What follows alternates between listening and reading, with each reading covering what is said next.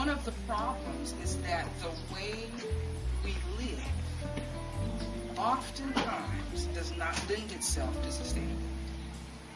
In the communities that we live in our neighborhoods, in our cities, in our subdivisions, the behaviors and the attitudes that we oftentimes see in practice, because of course we don't do it ourselves, are not behaviors and attitudes that are sustainable.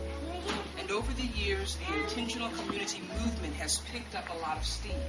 Part of it is because people are starting to feel, even when they can't put words to it, but they're starting to feel like something just doesn't feel good about the way my day goes from the time I wake up in the morning until the time I pass out of exhaustion at night, either out of fatigue or out of disgust or out of frustration, but something doesn't feel good about the way we live. And if we throw on top of that, we're having health problems. The things that we eat, as we now are finding out, because we're very sophisticated and the knowledge that we have access to is great. We're finding out that the stuff we're putting into our bodies isn't so good for us either. In my looking, some things that I found out. We live in a time where we have access to information and technology to do a lot of things. We know how to be food sustainable. There's some wonderful examples. If you get on the internet and look at Catholic Freedom or any number of communities or individuals, they're able to be food sustainable on very small parcels of land. Pasadena, California, I grew up in California. The thought of someone being food sustainable in Pasadena just blows my mind. But on approximately 1/10 of an acre, a family is able to be almost food sustainable. Pasadena is not country. For those of you that aren't numbers people, 1/10 of an acre is about 4,000 square feet. Okay. A very small subdivision-style home would be about 1,500 square feet. A modest-sized family home would be about 3,000 to 4,000 square feet. Imagine a family taking that amount of footprint and being food sustainable. We have the technology to be able to do it. We have the technology to be able to collect things like rainwater and very inexpensively filter that water so that it's suitable for drinking or cooking. We have the ability to develop very sophisticated systems and cisterns and waste treatment facilities and gray water runoff spaces and things like that.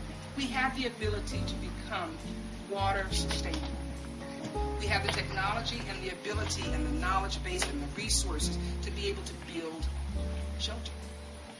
One of the types of shelters that has been an interest to me for a variety of reasons has been an ultra-cheap type of housing structure called a hexagon.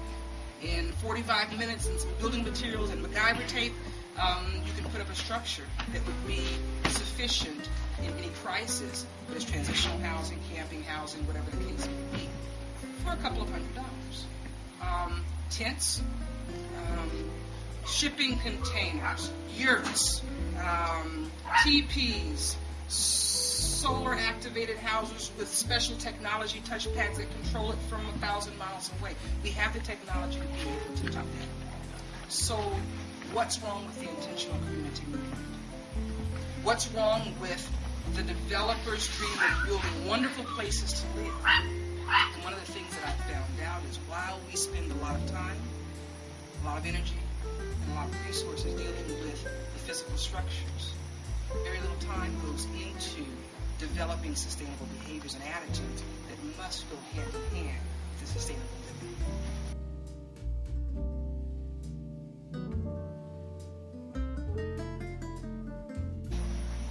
One of the things that has fueled my interest in this is in seeing organizations fix problems one at a time.